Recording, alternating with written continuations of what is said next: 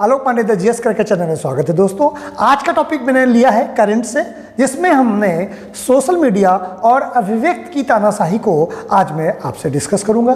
दोस्तों, मैंने यह टाइटल बहुत ही सोच समझ कर लिया है, अभिव्यक्त की तानाशाही।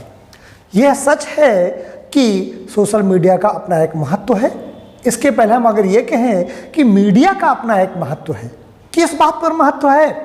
जैसे जैसे राजतंत्रात्मक व्यवस्था से दुनिया में, विश्व में लोकतंत्रात्मक व्यवस्था आती गई, वैसे वैसे मीडिया ने एक चौथे स्तंभ के रूप में उन देशों पर जहाँ जहाँ लोकतंत्र आया अपनी भूमिका निभाई।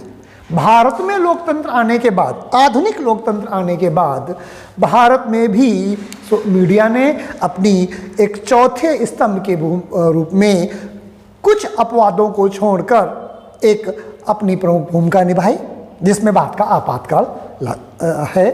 इन अपवादों को अगर छोड़ दिया जाए तो भारत की मीडिया ने लोकतंत्र के चौथे स्तंभ के रूप में अपने आप को स्थापित किया, और न केवल स्थापित किया बल्कि उसने यह सिद्ध किया कि वह भारत में भी लोकतंत्र का चौथा स्तंभ है।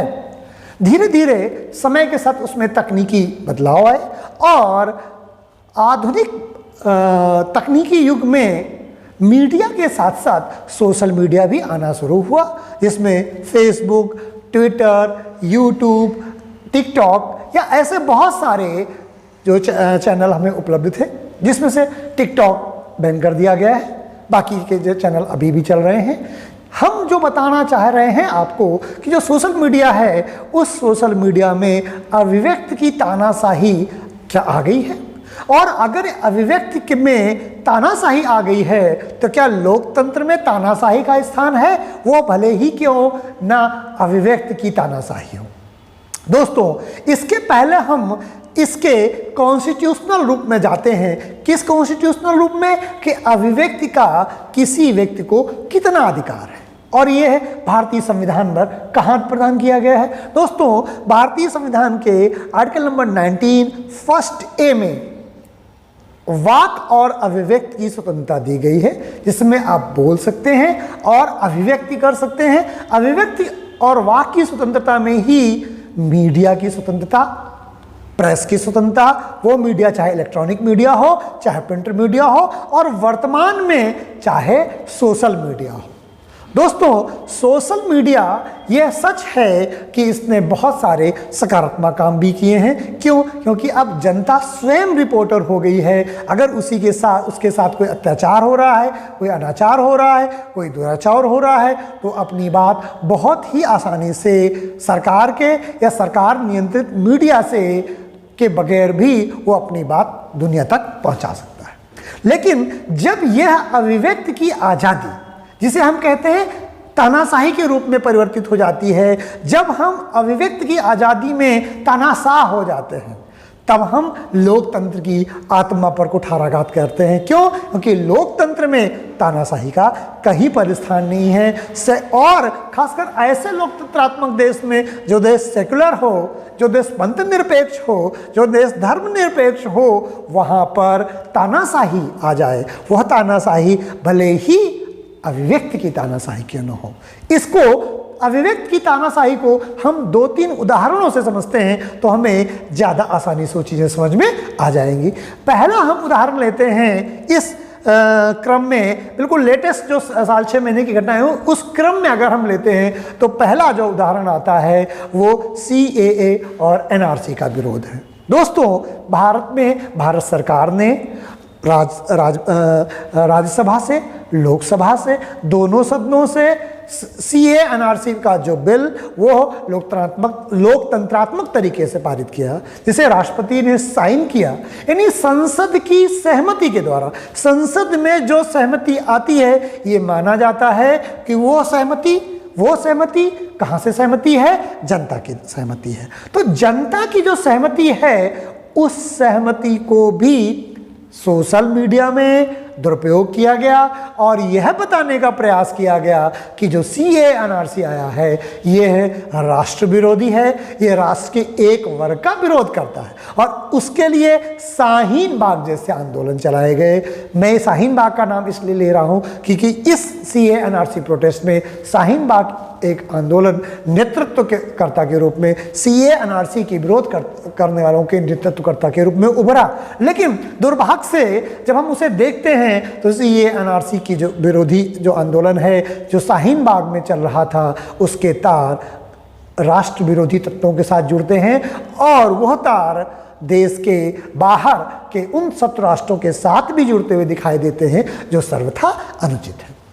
और इस सीए एनआरसी विरोध में किसका उपयोग किया गया या मैं ये कहूं कि किसका दुरुपयोग किया गया, तो आप देखेंगे कि सीए एनआरसी विरोधी आंदोलन में जो कि लोकसभा द्वारा, राज्यसभा द्वारा पारित, राष्ट्रपति द्वारा साइन किया गया कानून था, उसे भी जनता विरोधी कानून बनाया गया है। इस देश में केवल 2 ही प्लेटफॉर्म हैं जो कानूनों की वैधता की जांच कर सकते हैं या उसमें परिवर्तन करने के लिए कह सकते हैं। पहला, जिस सदन में या जहां पर संसद में अगर वो कानून बना है, संसद चाहे तो उस कानून को वापस कर सकती है या बदल सकती है, या फिर सर्वोच्च न्यायालय में जहां पर उसकी विवेचना और समीक्षा की जा सकती है। इसके सिवाय तीसरा कोई रास्ता नहीं है जहां पर किसी भी कानून में परिवर्तन कराया जा सके। और अगर ऐसा होने लगेगा तो देश में अनार्की आ सकती है। क्यों? क्योंकि कुछ लोग 10,000, 20,000, 50,000, 1 लाख, 2 लाख, 10 लाख लोग इकट्ठा होकर के संसद को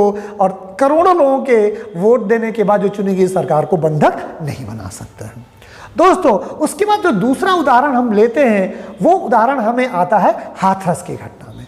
हाथरस की घटना में मैंने एक लेख भी एडिटोरियल में निकाला था, विश्व वार्ता में मेरा लेख आया है, जिसे मैंने बताया था आपको, आप चाहें तो उसे देख सकते हैं। और उसमें मैंने ये बताने का प्रयास किया कि उसमें भी हाथरस कांड में कैसे सोशल मीडिया का दुरुपयोग किया गया है। मैं कुछ लाइन इसमें बताता हूं। जैसे सोशल मीडिया में इस तरह का व्यवहार बनाया गया जिसमें ये कहा गया कि सरकार उस दलित बालिका के साथ जो हाथरस में घटना हुई है उसके साथ न्याय दिलाने के साथ नहीं खड़ी है और इस मुद्दे को, जो लॉ एंड ऑर्डर का मुद्दा था, उसे देश के बाहर तक पहुंचा दिया और भारत की बदनामी किया इसी सोशल मीडिया की तानाशाही रवैये में। क्यों? क्योंकि कोई भी व्यक्ति कुछ भी लिख देता है बगैर किसी उत्तरदायित्व के। उसके बाद अगर हम देखें तो बिल्कुल 1-2 दिन पहले का जो उदाहरण है, आईपीएल में महेंद्र सिंह धोनी जी का मैच में उनके रन न बना पाने के कारण उनकी 7 साल की बेटी के साथ कुछ ट्रोलर्स ने, कुछ सोशल मीडिया के लोगों ने, कुछ सोशल मीडिया के फॉलोअर्स, उनको चलाने वाले लोगों ने उनकी बेटी के साथ बलात्कार तक की धमकी देते हैं। दोस्तों, क्या एक बैट्समैन जो बैटिंग कर रहा है उसके बैटिंग उतने अच्छे परफॉर्म नहीं कर रहे, उतने रन वो नहीं बना पा रहा है, तो आप उसकी बेटी के बलात्कार की धमकी देंगे 19 के एक अभिव्यक्ति की आज़ादी के नाम पर? तो मेरा अपना मानना है कि इस तरह की अनियंत्रित स्वतंत्रता, इस तरह की अनियंत्रित अधिकार जो कि किसी भी मीडिया प्लेटफॉर्म को उपलब्ध हैं, उन पर नियंत्रण लगाने की सरकार को आवश्यकता है। सरकार किसी भी विचार को अनियंत्रित नहीं होने दे सकती। क्यों? क्योंकि जो सोशल मीडिया प्लेटफॉर्म है जो कहता है कि उसे भारत के संविधान के आर्टिकल 19(1) से अभिव्यक्ति की स्वतंत्रता प्राप्त है, लेकिन उसमें जो रीजनेबल रिस्ट्रिक्शंस हैं वो भूल जाती है। क्या वो रीजनेबल रिस्ट्रिक्शंस मन में 1-2 बता देता हूँ, जैसे कि देश की लॉ एंड ऑर्डर ना बिगड़े, शत्रु राष्ट्र के विचारों को आप आगे ना बढ़ाएं, मित्र राष्ट्र के अगेंस्ट में आप ना बोलें, ठीक है। इस तरह के बहुत सारे रीजनेबल रिस्ट्रिक्शंस दिए हुए हैं, लेकिन उन रीजनेबल रिस्ट्रिक्शंस को सोशल मीडिया प्लेटफॉर्म में नहीं माना जाता है। सोशल मीडिया प्लेटफॉर्म इस समय अभिव्यक्ति की आज़ादी के नाम पर तानाशाह हुआ जा रहा है, ऐसा मेरा मानना है, जितना मैंने तर्कों के साथ बताया है आपको। और मेरी सरकार से गुजारिश है कि वो सोशल मीडिया के इस अनियंत्रित स्वभाव को, जो भारत के संविधान के रीजनेबल रिस्ट्रिक्शंस को भी नहीं मानते हैं, उन्हें नियंत्रित करने का समय आ गया है, जिससे भारत में सामाजिक और धार्मिक समरसता बनी रहे और देश जो विकास की तरफ आगे बढ़ सकता है, जो विश्व को नेतृत्व प्रदान कर सकता है, वो तीव्रतम गति से उस तरफ भारत आगे बढ़े और हम विश्व में वो स्थान प्राप्त करें जो स्थान हम डिजर्व करते हैं। दोस्तों, मैंने आज सोशल मीडिया के दुरुपयोग को बताने का प्रयास किया है। उम्मीद है कि ये वीडियो आपको पसंद आया होगा। आज का वीडियो मैं यहीं समाप्त करता हूँ। जय हिंद।